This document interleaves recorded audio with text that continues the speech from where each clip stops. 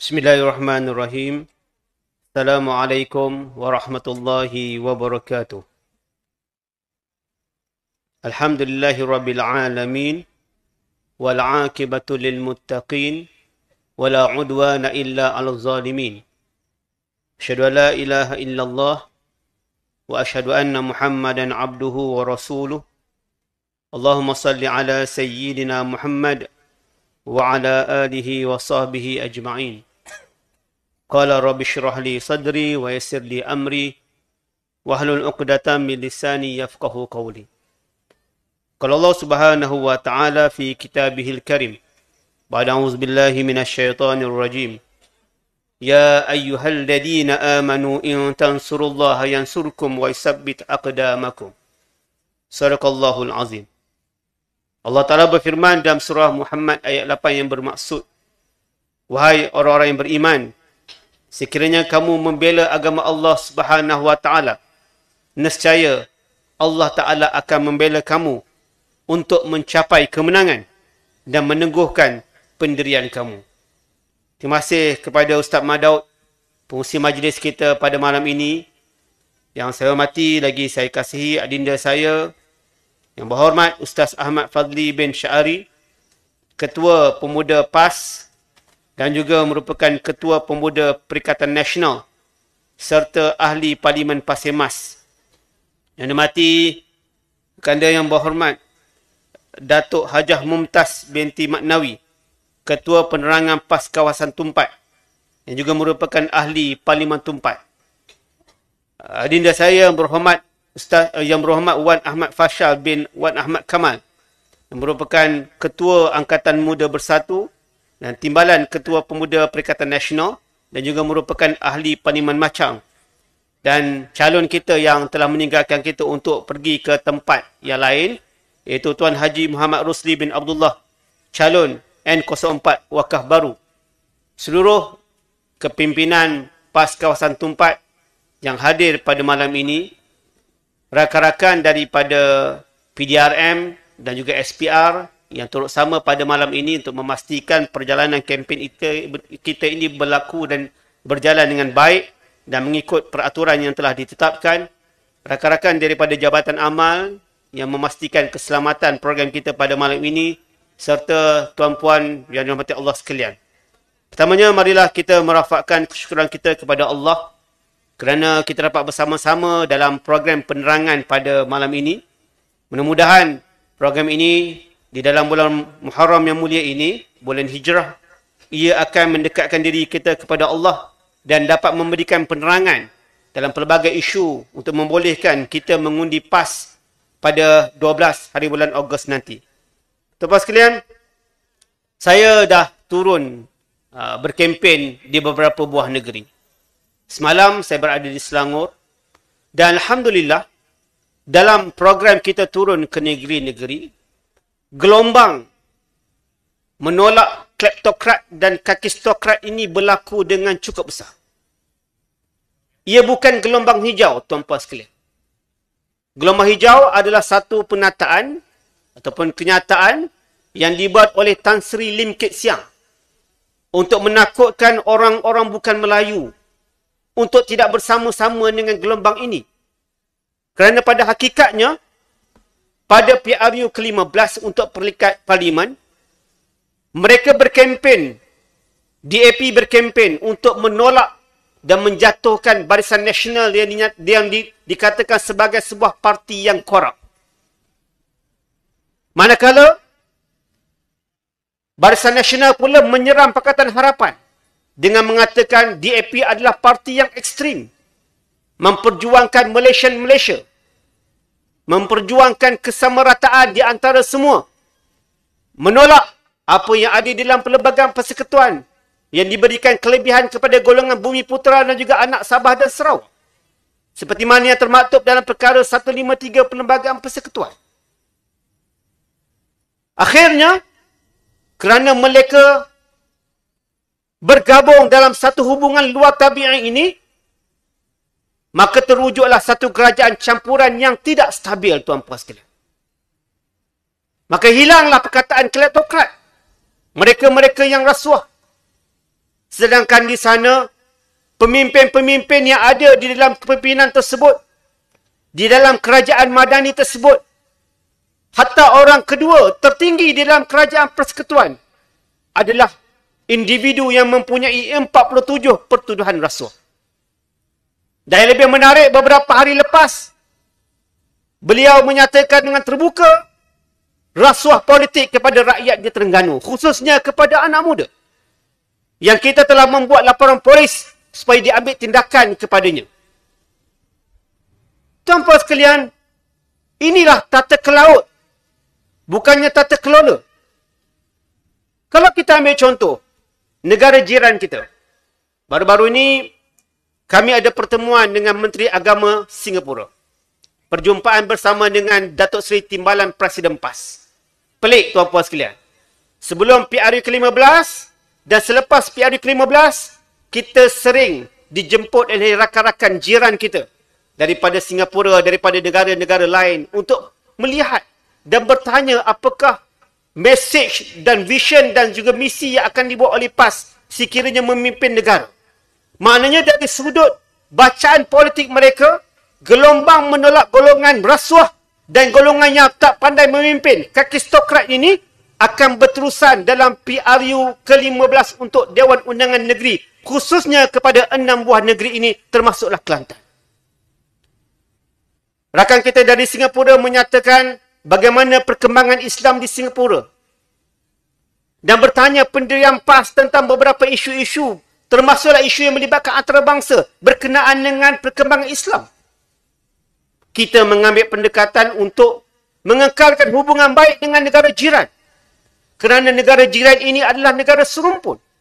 Dalam arti kata lain, sekiranya PN dan PAS yang merupakan komponen di dalamnya diberikan peluang sekali lagi untuk memimpin negara, kita akan meneruskan agenda hubungan baik di antara kita dengan negara jiran. Ini yang kita nyatakan kepada mereka. Mereka bersetuju. Mereka melihat perkara ini dalam bentuk yang very positif. Maknanya, mereka tahu sekiranya PN memerintah Malaysia selepas Ogos nanti, kerajaan akan lebih kompeten, kerajaan akan meneruskan agenda-agenda untuk memperbaik dan mengeratkan hubungan di antara Malaysia dan juga negara jiran. Tuan-puan sekalian, apa yang berlaku pada Singapura? Ada satu kementerian di Singapura ini, Kementerian Pengangkutan, disabitkan dengan aktiviti rasuah. Ada dakwaan rasuah. Maka Perdana Menteri Singapura membuat arahan untuk Menteri Pengangkutan Singapura untuk bercuti, supaya siasatan dapat dijalankan dengan bebas dan telus. Tuan-puan sekalian, itulah tata kelola yang baik. Tetapi sistem tata kelaut yang dibuat oleh PMX di negara kita, apabila ada satu kementerian yang dinamakan sebagai Kementerian Sumber Manusia yang dikaitkan dengan rasuah lebih daripada 90 juta, menterinya masih lagi bertugas sebagai menteri. Tidak diminta bercuti. Bagaimana SPRN boleh melaksanakan tugas mereka dengan tuntas, dengan telus, dengan bebas, selagi mana ketua kementerian tersebut masih lagi ada bekerja? Ini yang kita katakan tata kelaut. Yang mereka ini sebenarnya pemimpin-pemimpin kakistokrat. Tuan-puan sekalian, kakistokrat ini bermaksud mereka yang tidak pandai memimpin. Mereka yang tidak erti memimpin. Kerja mereka cari kesalahan orang dan dakwa mereka di mahkamah. Tak ada kerja lain. Janji-janji yang mereka janjikan dalam PRU ke-15 baru-baru ini tidak diikuti. Saya ambil contoh mudah. Ini yang berlaku kepada 4 orang di atas pentas ini. YB Macang, YB Pasir Mas, YB Jerantut dan juga YB Tumpat. Untuk wakil tuan-puan sekalian. Di dalam manifesto Pakatan Harapan, tertulis dengan jelas sekiranya Pakatan Harapan memimpin negara pasca PRU ke-15, mereka akan memberikan peruntukan yang sama rata kepada semua ahli parlimen. Tidak kira sama ada mereka itu daripada kerajaan maupun pembangkang. Namun begitu tuan-puan sekalian, apa yang berlaku sekarang, kita dimaklumkan ahli parlimen kerajaan mendapat peruntukan lebih daripada 1 juta ringgit. Sedangkan ahli parlimen daripada pembangkang, termasuklah ahli parlimen tempat, mendapat 0 peruntukan, tuan puan sekalian. 0 peruntukan. Ini kezaliman. Zalim atau tidak, tuan puan sekalian? Itu bukan duit bapa dia, itu duit rakyat. Ini dah mula sikit dah ni. Saya nak ungkit apa yang Tuan Guru Nik Aziz cakap. Kezaliman yang dibuat oleh kerajaan Madanon PMX kepada semua ahli parlimen pembangkang ini menghalang peruntukan untuk diberikan kepada kami, untuk kami berikan kepada rakyat. Kami akan tuntut di akhirat. Kalau mereka takut dengan akhirat. Ini kezaliman tuan-puan sekalian. Dijerantut. Tidak pernah daripada sejarah selepas kemerdekaan sehinggalah PRU ke-15. Sehingga PRU ke-14. Tidak ada pernah wakil ahli parlimen daripada selain daripada UMNO. Semua UMNO sahaja.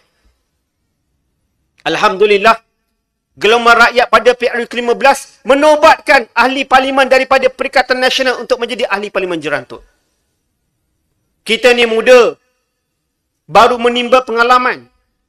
Dalam keadaan begitu, mereka tidak berikan peruntukan kepada kita. Bagaimana kita nak melaksanakan tugas ahli parlimen jumpa dengan rakyat? Ada rakyat yang susah, mereka yang meninggal, ada yang rumah terbakar, ada rumah yang banjir, ada rumah yang diserang dengan binatang buas, terutama di Jerantut.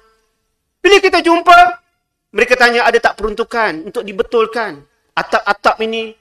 Kita kata buksa, kata ahli parlimen, adun di Pahang juga tidak mendapat peruntukan.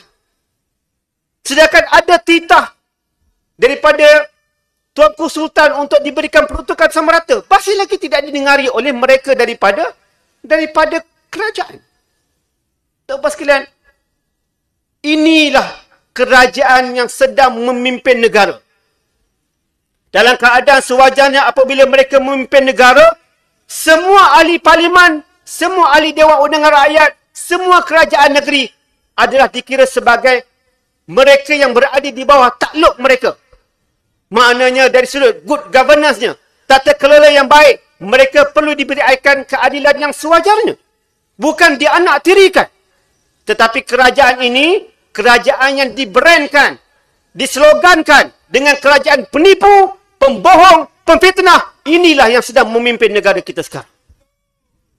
Tuan-tuan sekalian, kalau inilah brand yang dikenakan oleh rakyat kepada mereka, apakah pelabur-pelabur akan datang masuk ke dalam negara? Kalau orang yang ada 47 pertuduhan rasuah menjadi orang nombor 2 dalam negara, apakah pelabur akan masuk? Tuan-tuan sekalian, ini yang berlaku dalam negara kita. Sebab itulah, bila mereka ini golongan yang tidak pandai memimpin, tidak sama seperti sewaktu Perikatan Nasional memimpin. Hari ini, masih lagi ada media antarabangsa yang memberikan pujian kepada Bank Dunia juga memberikan pujian kepada Kerajaan Perikatan Nasional kerana mengurus negara dengan baik sewaktu COVID-19. Tuan-tuan sekalian, COVID-19 ini adalah satu suasana yang tidak ada pengalaman mana-mana pemimpin dalam negara ini. Apabila kita mengambil kerajaan daripada kerajaan PH 22 bulan, melalui pintu istana, melalui saluran demokrasi, kita diuji oleh Allah Subhanahu Wa Taala dengan COVID-19. Tidak ada mana-mana parti dalam negara ini maupun pemimpin di dalamnya ada pengalaman mengurus COVID-19. Bukan sekadar di Malaysia, manakala hatta di dunia. Tetapi tuan-tuan sekalian, hasil daripada kompetensi orang yang ada qawiyun amin seperti yang dinyatakan oleh Wabi Muntas sebentar tadi. Orang yang kuat, ada pengalaman, pandai, qawi. Dan orang yang ada integriti, amin. Mereka menguruskan, walaupun mereka mempunyai pelbagai parti di dalamnya, tetapi fokusnya untuk memastikan ada makanan di atas meja, akhirnya rakyat tenang di bawah kerajaan Perikatan Nasional. Betul atau tidak? Tenang kita tuan-puan sekalian. Lebih daripada 600 bilion duit diuruskan untuk diberikan kepada rakyat. Dalam pelbagai bentuk. Dan kita diiktiraf di dunia sebagai sebuah kerajaan yang berjaya. Di antara kerajaan yang terbaik di dunia berjaya mengurus COVID-19, tuan-puan sekalian. Kita berhadapan dengan kegawatan ekonomi global. Semua parti politik yang bertanding dalam PRU ke-15, dia tahu mereka akan menghadapi kegawatan ekonomi global pada tahun 2023. PAS tahu, Bersatu tahu, Gerakan tahu, UMNO tahu, semua tahu.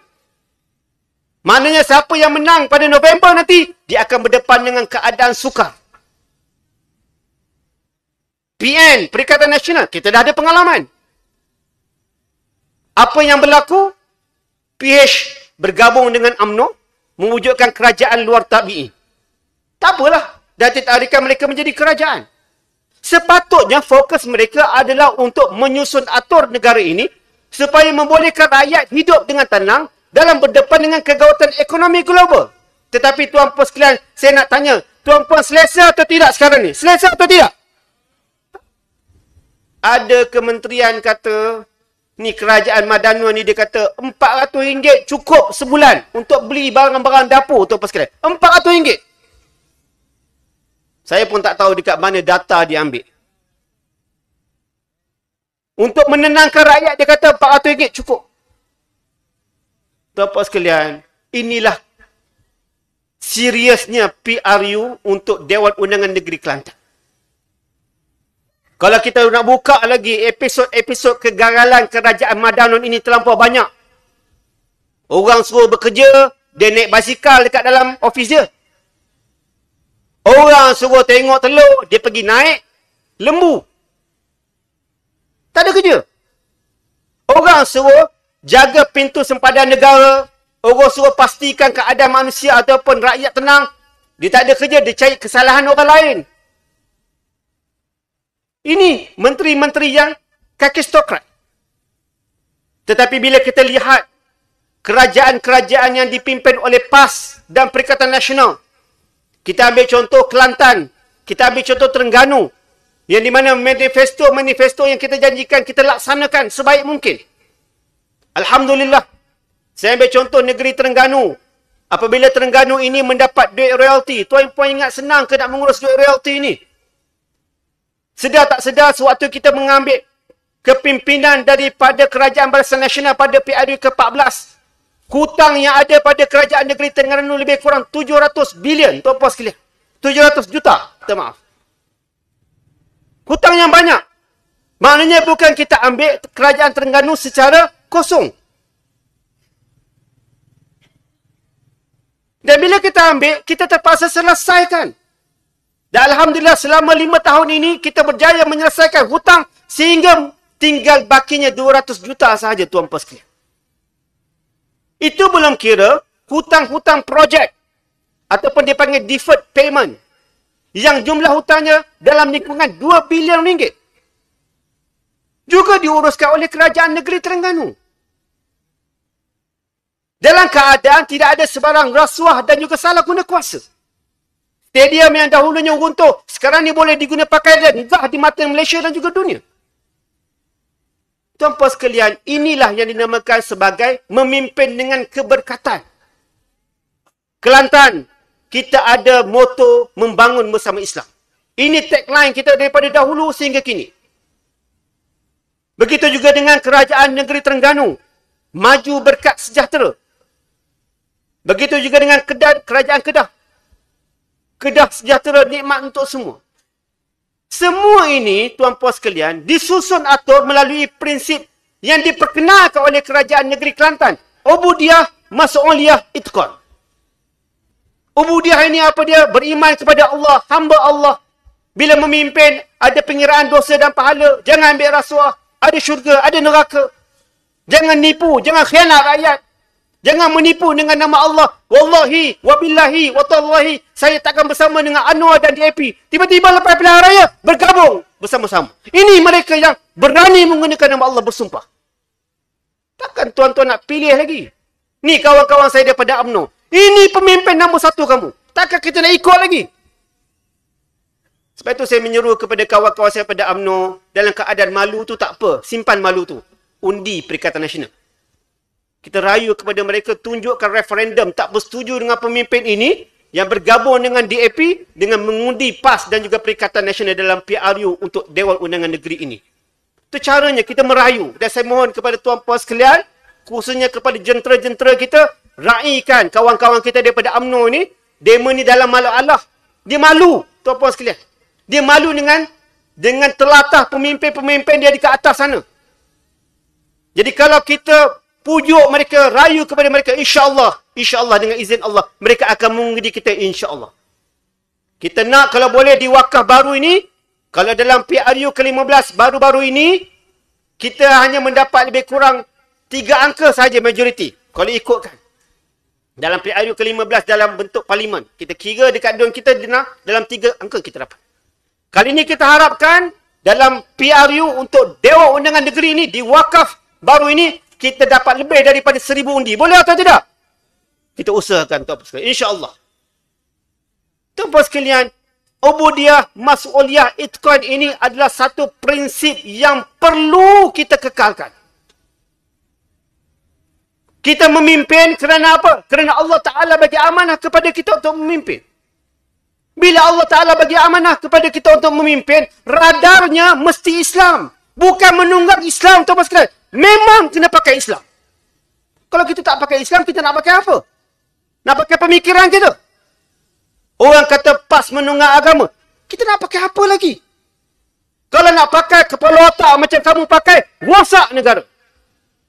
Tetapi oleh kerana kita berteraskan kepada Islam, ada Al-Quran, ada sunnahnya.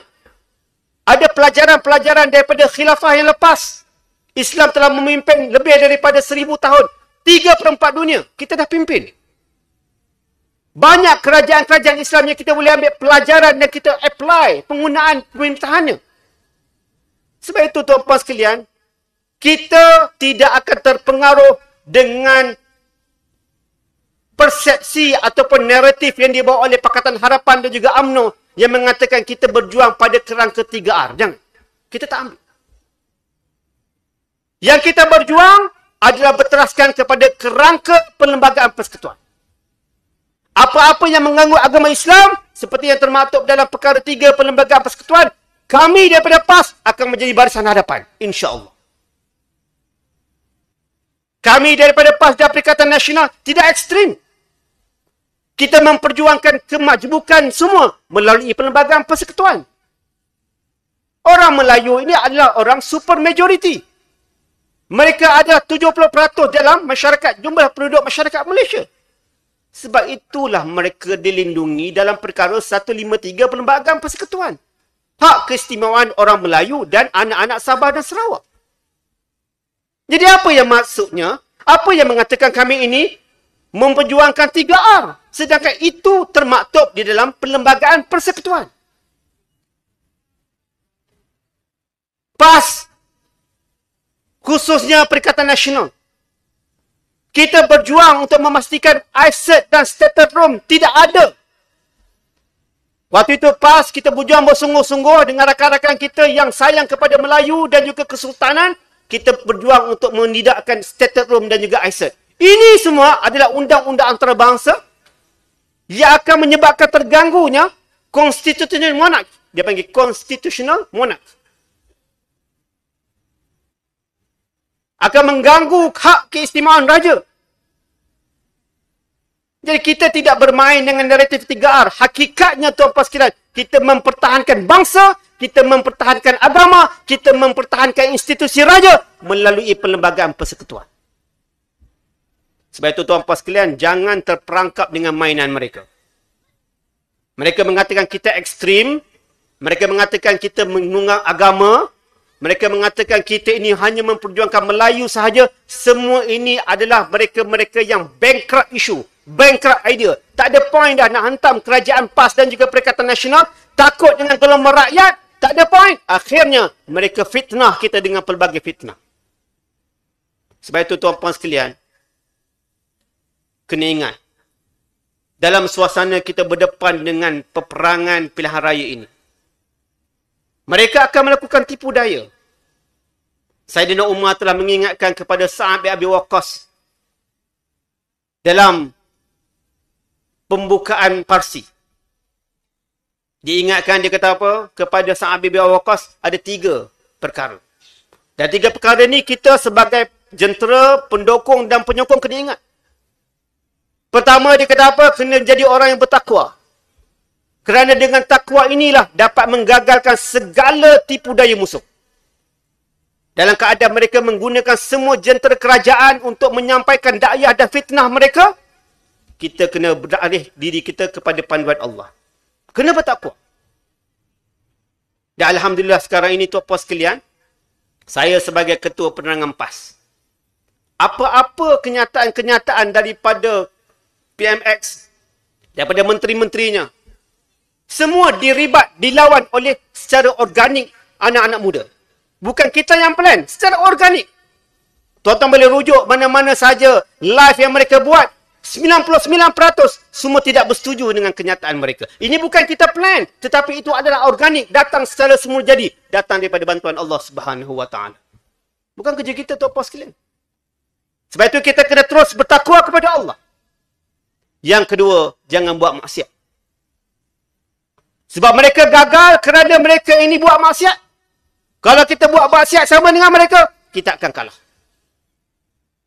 Kita bukan jenis menteri yang bila ada mahasiswi tanya soalan, kita minta nombor telefon dekat mahasiswi itu. Kita bukan macam itu. Engkau Perdana Menteri. Perdana Menteri kot, bila mahasiswi tanya soalan, dan soalan itu soalan yang baik, patutnya kita puji. Ini kita minta nombor telefon, skeptikal. Mujur saya bukan ayah kepada mahasiswi itu. Kalau ada, saya buat TikTok live lah. Ada. Bila kita pergi universiti, apatah lagi universiti tu di Kelantan, jangan kita menungkat langit, tunjuk langit. Tuan-tuan tunjuk langit tak? Menari dengan budak-budak tu. Ini PMS kita. Itu belum lagi dengan kerosakan pemikiran menteri-menteri mereka sehingga boleh menyebut artis-artis yang terbabit dengan LGBT. Kita nasihat dah. Kita kata kalau nak ajak artis daripada luar masuk, study dulu. Pastikan mereka ini tidak membawa elemen LGBT. Dia tak kira, dia tak ikut. Akhirnya, kumpulan The 1975. 1975, nama kumpulan dia. Menyanyi dan bercium lelaki sesama lelaki secara terbuka tuan-puan sekalian. Nauzubillahi min zalik. Ini yang berlaku. Dan kumpulan ini bukan baru sekali dia buat. Dalam banyak-banyak persembahan dia sebelum ini, dia dah buat dah benda yang sama. Sebab dia memang adalah ahli LGBTQ. Jadi tuan-puan sekalian, kalau dah begitu keadaannya kumpulan itu, kenapa diberikan kelulusan kepada mereka untuk masuk dalam negara ini? Sebab itu kita minta Menteri Komunikasi untuk letak jawatan. Bukannya letak kereta polis depan rumah kita bila kita kritik dia. Betul atau tidak? Dia buat live TikTok. Orang marah ke dia. Bila dia tengok orang hantam dia, dia kata, kalau awak buat macam ni, jangan takut, jangan saya akan pastikan ada petrol car, ada kereta polis dekat depan nak tangkap awak. Sebab itu sekali menteri-menteri kita. Sebab itu kita jangan buat maksiat. Yang ketiga tuan-puan sekalian, kita berdepan dengan tentera yang besar. Dengan jentera kerajaan pusat. Mungkin kita nampak gerakan ataupun gelombang ini bersama dengan kita. Jangan terlalu overconfidence. Mereka akan menggunakan segalanya untuk memastikan mereka menang. Khususnya pada negeri-negeri yang mereka target. Oleh demikian, kalau kita berbuat maksiat seperti mereka, kemungkinan nasrul minallah ataupun bantuan daripada Allah tidak akan sampai kepada kita. Sebab itu tuan-puan sekalian, saya memohon kepada tuan-puan sekalian, saya merayu kepada tuan-puan sekalian, supaya memberikan kepercayaan sekali lagi kepada kerajaan PAS Kelantan. Kepada adun-adun, kepada bakal-bakal YB, calon-calon daripada PAS dan Perikatan Nasional di Kelantan ini. Mudah-mudahan pada 12 hari bulan 8 nanti, kita akan sekali lagi dinobatkan sebagai pemerintah kerajaan negeri Kelantan ini. Boleh atau tidak?